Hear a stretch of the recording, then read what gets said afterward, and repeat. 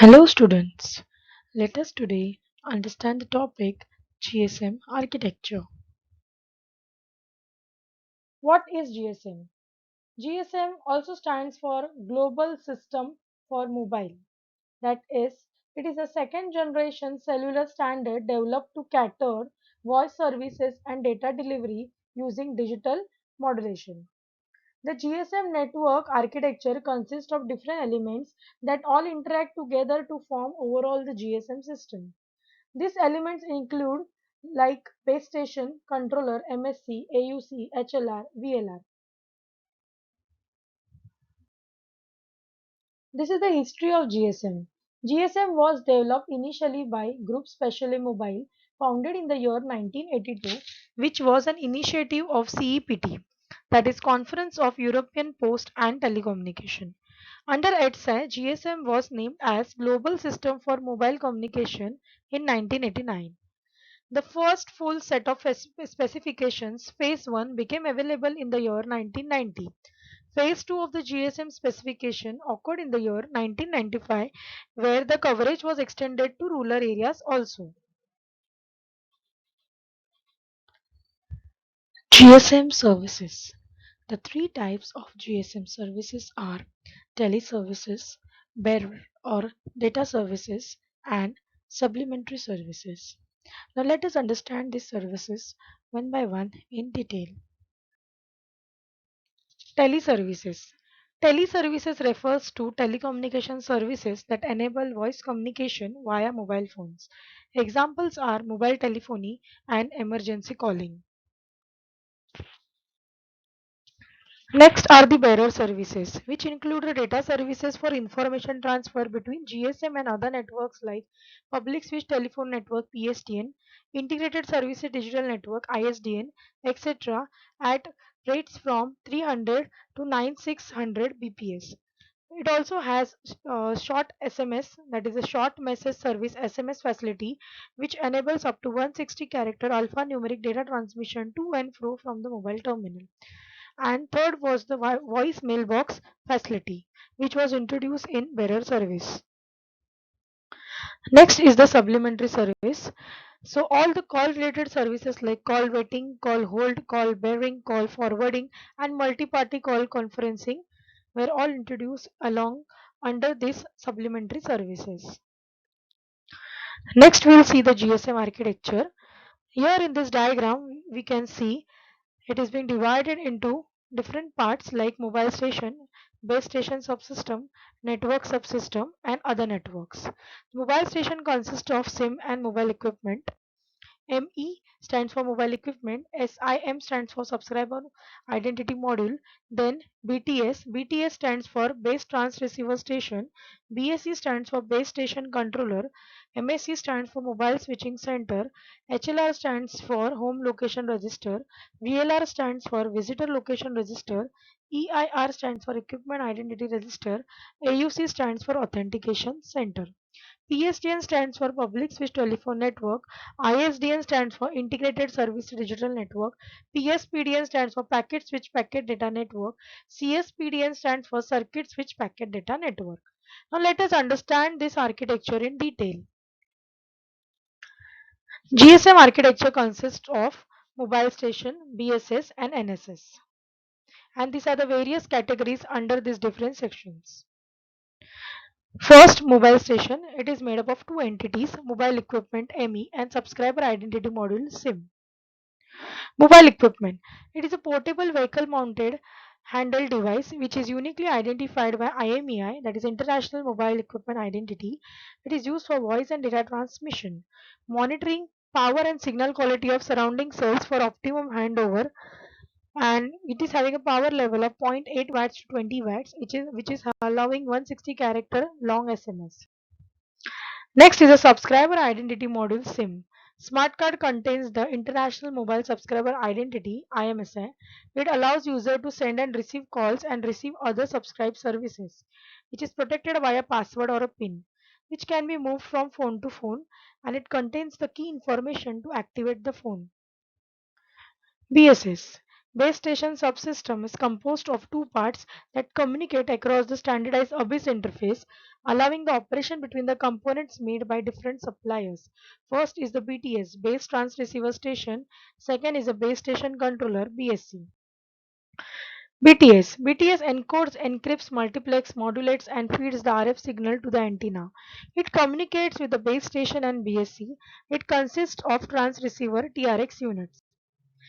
BSC. It manages radio resources for BTS. It assigns frequency and time slots for all the MS in its area. It handles the call setup. Handover for it also handles the handover for each MS. It communicates with the MSC and BTS. NSS includes MSC, HLR, VLR, AUC, and EIR. Now let us see the functions of all these functional units one by one. First is the Mobile Switching Center MSC. It is the main heart of the network. It manages communication between GSM and other networks. Then it also handles billing information and collection. Then it looks after the mobility management like registration, location updating, inter-BSS and inter-MSC call end of procedures. Home Location Register HLR. It stores information about each subscriber that belongs to it MSC in permanent and temporary fashion. As soon as a mobile subscriber leaves its current local area, the information in the HLR is updated. It also contains a database which has IMSI, MSISDN, prepaid, postpaid, roaming, restrictions, and supplementary services. Next is the VLR, Visitor Location Register. It is a temporary database which updates whenever new mobile station enters in its area by HLR database. It assigns a TMSI to each mobile station entering the VLR area which keeps on changing. TMSI over here stands for Temporary Mobile Subscriber Identity. It controls those mobiles roaming in its areas. It has a database which contains the IMSI, MSISDN, location area, authentication key, etc. Next is the Authentication Center AUC. It contains the algorithms for authentication as well as the keys for encryption. It protects the network operators from fraud. It is situated in a special protected part of the HLR. Next is the Equipment Identity Register EIR. It stores all the devices identifications registered for this network. It is a database that is used to track the handsets using IMEI. It also prevents calls from stolen, unauthorized, or defective mobile devices.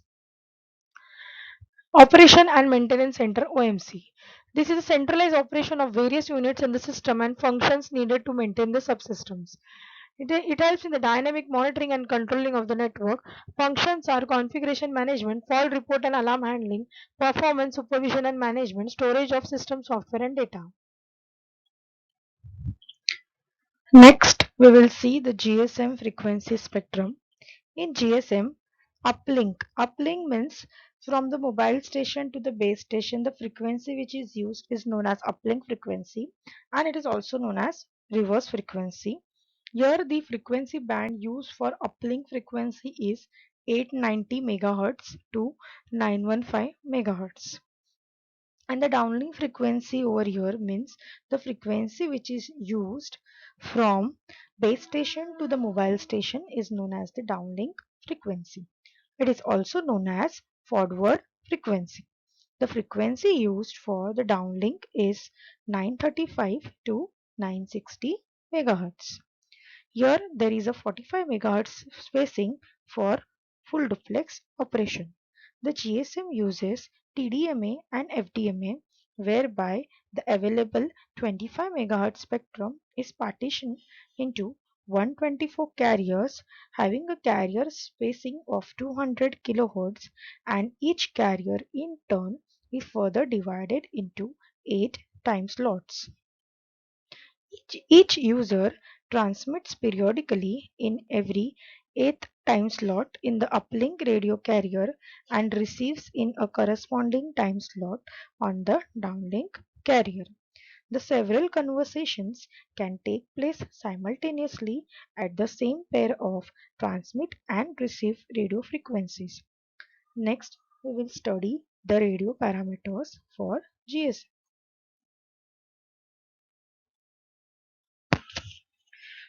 Here we are going to study about the radio aspects of GSM. In GSM, the uplink, that is a mobile to base station frequency and the downlink, that is a base station to mobile frequencies are mentioned, that is 890 to 915 megahertz for the uplink frequency and 935 to 960 megahertz for the downlink frequency. So over here, keeping this in mind, the frequencies which are used for mobile communication is very important. We all must keep a note of these frequencies which are used for mobile communication, that is the uplink frequency and the downlink frequency. Second point here, we have to remember the access techniques, that is a TDM and FDMA, and how much carriers are being used, that is 124 carriers are used for mobile communication, which is used the which where the carriers further are divided into 8 time slots.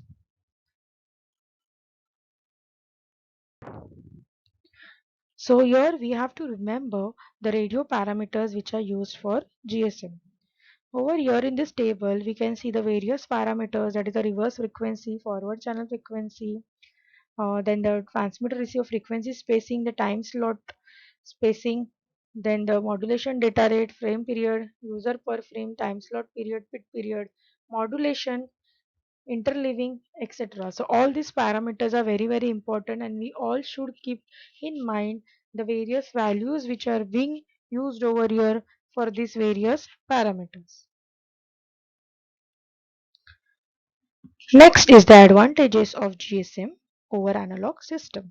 So what are the benefits of the GSM system over the analog communication system? Let us see in detail one by one. First is we have a reduced RF transmission power, and it also helps us for a longer battery life. Next is the international roaming capability. We can use it anywhere, anytime. Next is better security against fraud.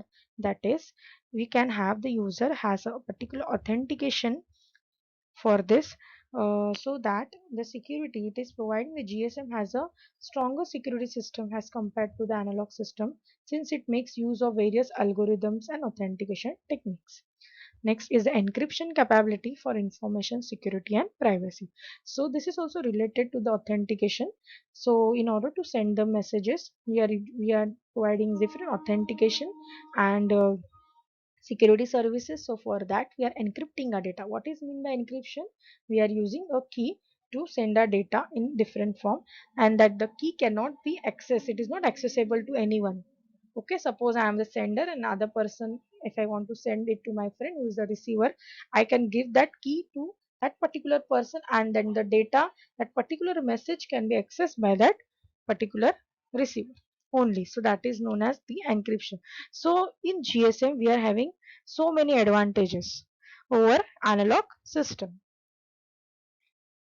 Next is the GSM applications. So GSM has n number of applications, like it is used in mobile telephony, telemetry system, automatic reading, toll connection, and different value added services.